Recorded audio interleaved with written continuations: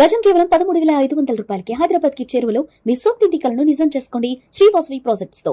వివరాలకు ఈ నెంబర్లకు కాల్ చేయండి.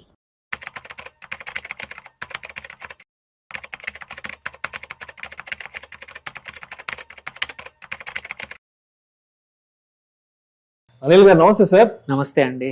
Welcome to Vishnu talks. Thank you Vishnu గారు. అనిల్ గారు, ఈ మధ్య కాలంలో పిఎఫ్ కి సంబంధించి కొత్త చేంజెస్ ఎప్పటికప్పుడు అందిపుచ్చుకుంటూ ఉన్నారు.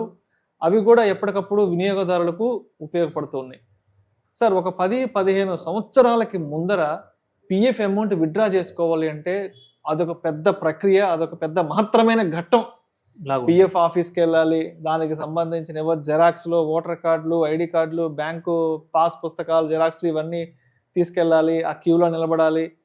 చాలా పెద్ద తతంగం ఉండేది.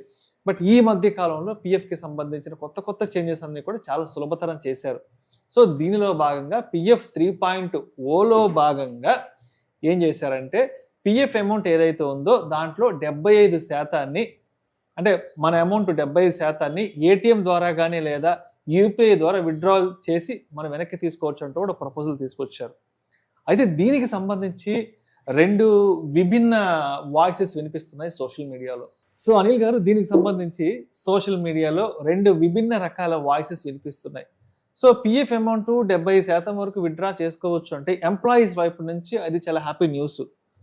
ఇంకొంతమంది ఏమంటున్నారంటే, ఇలా పిఎఫ్ అమౌంట్ని ఎప్పుడంటే అప్పుడు ఎవరికి ఇష్టం వచ్చినట్టుగా దాన్ని విత్డ్రా చేసేసుకుంటే అసలు పిఎఫ్ అనే కాన్సెప్ట్ని తీసుకొచ్చిన ఉద్దేశం దెబ్బతింటుందంటూ కూడా మరి కొంతమంది విమర్శకులు మాట్లాడుతున్నారు. ఎలా చూడొచ్చు అంటారు ఈ 2 విభిన్న ధృవాల ఆలోచనని? అసలు ఈ డిస్కషన్ అనేది చాలా ఫెయిర్, నిజం కూడా. ఎందుకంటే 2 వైపుల నుంచి కూడా ఫర్ అగ్రిమెంట్ ఉంది అండ్ కాన్స్ కూడా 2 ఉన్నాయి. పిఎఫ్ అనేది ఒక compulsory retirement fund, provident fund అనేది it's a compulsory because it's deducts ఇంత పర్సెంటేజ్ 12-14% నీ శాలరీ నుంచి ప్లస్ అంతే ఈక్వలెంట్ అమౌంట్ నీ ఎంప్లాయర్ కూడా కాంట్రిబ్యూషన్ ఇస్తూ ఉంటారు. సో అలాంటప్పుడు కంపల్సరీ అనే దానికి ఈ కొత్త ఆల్రెడీ కొంచెం సరళీకరణలు జరిగాయి. ఒక 1 year నుంచి ఆన్లైన్ ఈజీగా చేసుకోవచ్చు. బట్ అక్కడ కూడా ఏంటంటే ఆ వెబ్సైట్స్లో ఉండడం ఒకటి, మనం ప్రూఫ్ సబ్మిట్ చేయడం వల్ల మల్టిపుల్ టైమ్స్ రిజెక్ట్ అవుతాం. దాన్ని కూడా సింప్లిఫై చేస్తున్నారు. ఇంకా సింప్లిఫై చేసి ఇప్పుడు కొత్తగా నిన్న లాస్ట్ వీక్ ఏంటంటే మన్సుఖ్ మాండవీయ ఎవరైతే ఉన్నారో కార్మిక శాఖ మంత్రి సెంట్రల్ గవర్నమెంట్ నుంచి March 31st వరకు ఈవెన్ మేము ఇంకా సరళీకరణ జరగబోతున్నాము. ఏటీఎం ద్వారా కానీ యూపీఐ ద్వారా కూడా విత్డ్రా చేసుకోవచ్చు అప్ టు 75% ఎటువంటి కారణం చూపకుండా అనే కొత్త ఆప్షన్ కూడా తీసుకురాబోతున్నామని చెప్పారు.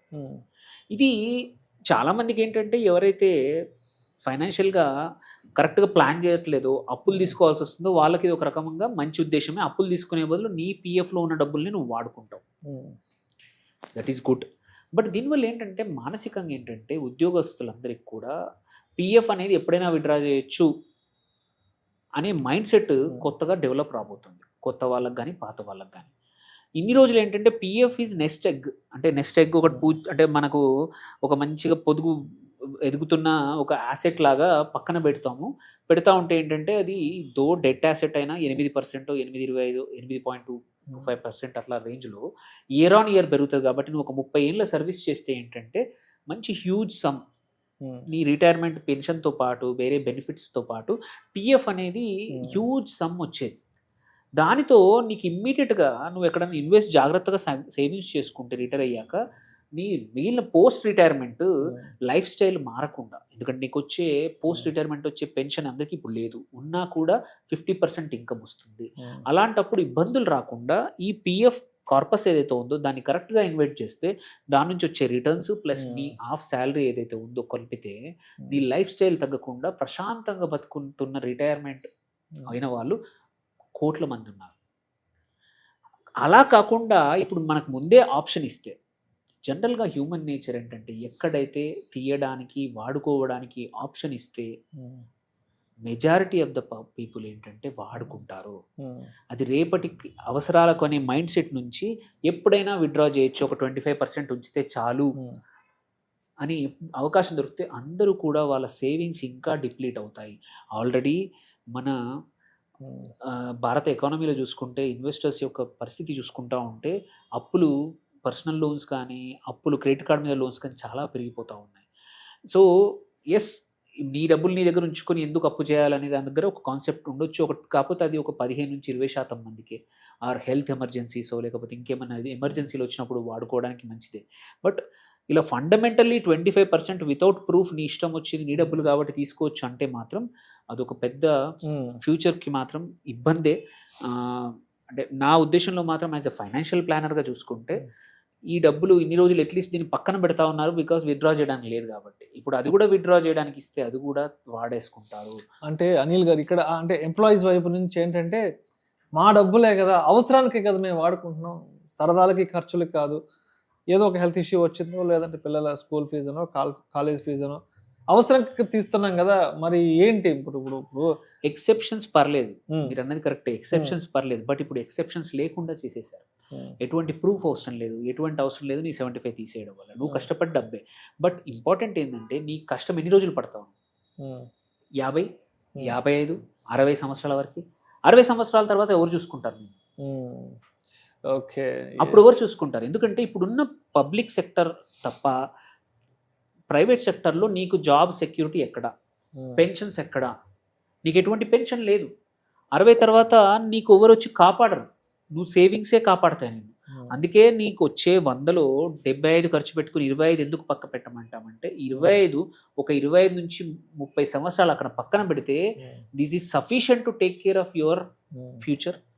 నీ తర్వాత నీ స్పౌస్ వాళ్ళ రిటైర్మెంట్, ఇంకేమైనా మిగిలితే మీ పిల్లలకి ఇవ్వడానికి స్కోప్ ఉంటుంది. లేకపోతే ఈ పిఎఫ్ కూడా మిగిల్చకపోతే మనము మన నెక్స్ట్ జనరేషన్ మీద ఒక బర్డెన్ లాగా అవుతాం. 60 తర్వాత కూడా సెకండ్ పార్ట్ టైం జాబ్ చూసుకోవాల్సి వస్తుంది. అదే జరుగుతోంది మోస్ట్ ఆఫ్ ద వెస్టర్న్ ఎకానమీలో. ఎక్కడైతే ఇన్ఫ్లేషన్ ఎక్కువ ఉండి సేవింగ్స్ చేయని వాళ్ళు 75 కూడా ఇవాళ స్టోర్స్లో బయట సెక్యూరిటీ గార్డులు గాను అక్కడ ఇక్కడ పనిచేస్తూ ఉన్నారు. ఎందుకు? అక్కడే వద్దండి, ఇక్కడ కూడా చూసుకుంటే మీరు ఏ బ్యాంకుల దగ్గర బయట చూసినా, ఏ అపార్ట్మెంట్ కాంప్లెక్స్ దగ్గర బయట చూసినా తక్కువ చెప్పట్లేదు. But they are still working after 65-70, 40 ఏళ్ళు పనిచేసి కూడా ఇంకా ఎందుకు చేస్తున్నారు? సూపర్ మార్కెట్ల దగ్గర కూడా సార్. సో ఏంటంటే మనుషుల హ్యూమన్ నేచర్ ఏంటంటే డబ్బులు ఉంటే పక్క ఖర్చు పెడతాము. లిమిట్స్ లో బతకడం అలవాటు చేయలేకుండా మనం బియాండ్, బికాస్ ఇప్పుడు ఈ పిఎఫ్ ను ఒక ఇన్వెస్ట్మెంట్ లాగా చూడం. ఇట్ కెన్ బి యూజ్డ్, ఎప్పుడైనా వాడేసుకుంటామని చూస్తాం. సో ఇది అన్పాపులర్ రాంగ్ అనిపించిన వినే వాళ్ళకి. బట్ ఏంటంటే పిఎఫ్ ఇన్ని రోజులు అలా ఉండడం వల్ల చాలా మంది వెల్త్ క్రియేట్ అయింది, వాళ్ళ రిటైర్మెంట్స్ బాగా ఉన్నాయి, వాళ్ళు ఇవాళ పిల్లలు వాళ్ళని మంచిగా చూసుకుంటున్నారు. రిటైర్ అయ్యాక చాలా మంది పిఎఫ్ డబ్బులు తీసుకెళ్లి పిల్లలు సెటిల్ అవ్వడానికో, పిల్లలు ఇల్లు కొనడానికో, పిల్లలకి ఏదైనా చదువుల కోసమో, ఏదైనా పెళ్లిళ్ళు చేయడానికో వాడేవాళ్ళు. ఇప్పుడు మధ్యలోనే వాడేస్తే చివరికి ఆ టయానికి ఎక్కడ అడుక్కు తినాలా అదే పరిస్థితి వస్తుంది. ఇది వినడానికి కొంచెం గట్టిగా ఉన్నా బట్ ఒక వైపు నుంచి చూస్తే మాత్రం పిఎఫ్ ఇట్లా 75% విత్డ్రా చేయడం అనేది మాత్రం అది నాకు వచ్చేది ఏం లేదు. పిఎఫ్ యాక్చువల్లీ గవర్నమెంట్ దగ్గర ఉంటుంది. As a adviser I don't, but it is a nested egg. చాలా మంది ఒక 4 జనరేషన్ వాళ్ళకి పిఎఫ్ అనేది కాపాడేది. ఇప్పుడు బై ద టైం వాళ్ళు రిటైర్ అయ్యే టైంకి వాడేస్తారు. ఇంతకుముందు ఒక ₹1 కోటి 70-80 లక్షలు 60 లక్షలు కూడా పిఎఫ్ ఉండేవాళ్ళు ఒక్కొక్క దగ్గర. రిటైర్ అయ్యాక మహారాజులా బతుకుతారు. 70-80 లక్షలు ప్లస్ మంత్లీ వచ్చే పెన్షన్స్, ఎగ్జిస్టింగ్ సేవింగ్స్ అన్నీ కలుపుకుంటే కాలు మీద కాలు వేసుకొని పోస్ట్ రిటైర్మెంట్ పిల్లలు కానీ సొసైటీలో కానీ నీ ఇష్టం వచ్చి నచ్చిన పని చేసుకోవచ్చు. నీ ఆరోగ్యం ఎలా ఉన్నా డాక్టర్ మంచి హాస్పిటల్ దగ్గరికి ట్రీట్మెంట్ జరగవచ్చు. ఇప్పుడు ఆ పరిస్థితి ఉండదు. ఎందుకంటే ఇంతకుముందు నువ్వు 20-30 లక్షలు 50 లక్షలు 60 లక్షలు చేసే చోట ఇప్పుడు 10 లక్షల పిఎఫ్తో రిటైర్ అయితే నీ చేతిలో ఎంత ఉంటుంది రిటైర్ అయ్యడానికి? సో ఒక రకంగా మంచిదైనా సరే మాత్రం దీనివల్ల చాలా మటుకు already depleting savings, personal savings దీనికి ఇంకా యాడ్ అవుతుంది తప్ప ఇది ఇవాళకి కన్జంప్షన్ ఎకానమీకి మంచిది. But long term personal savings మాత్రం అదొక పెద్ద ఇబ్బందికరమైన అంశం. సో నేను జనరల్గా ప్రభుత్వం సరళీకరణ మంచిదే, బట్ ఈ సరళీకరణ మాత్రం పర్సనల్ సేవింగ్స్కి పెద్ద ఒక శాపం లాగా అనొచ్చు. జాగ్రత్తగా ఉండాలి. జస్ట్ బికాస్ అవకాశం ఇచ్చిందని please don't remove the money. పెట్టండి. మీరు మిగిలిన మీ రెగ్యులర్ సేవింగ్స్ నేమో ఈక్విటీస్లో పెట్టుకోండి. ఇది డెట్ అట్లే ఉంచితే, ఎందుకంటే గవర్నమెంట్ నుంచి ఫిక్స్డ్ గ్యారంటీ వచ్చే రిటర్న్స్ వచ్చే యాసెట్ ఇది. అలా పెడితే లాంగ్ టర్మ్ మీరు టచ్ చేయకపోతే మంచి పెద్ద కార్పస్ క్రియేట్ అవుతుంది. సో పిఎఫ్ని గవర్నమెంట్ పర్మిషన్ ఇస్తుందని please don't use it. Thank you sir, thank you so much.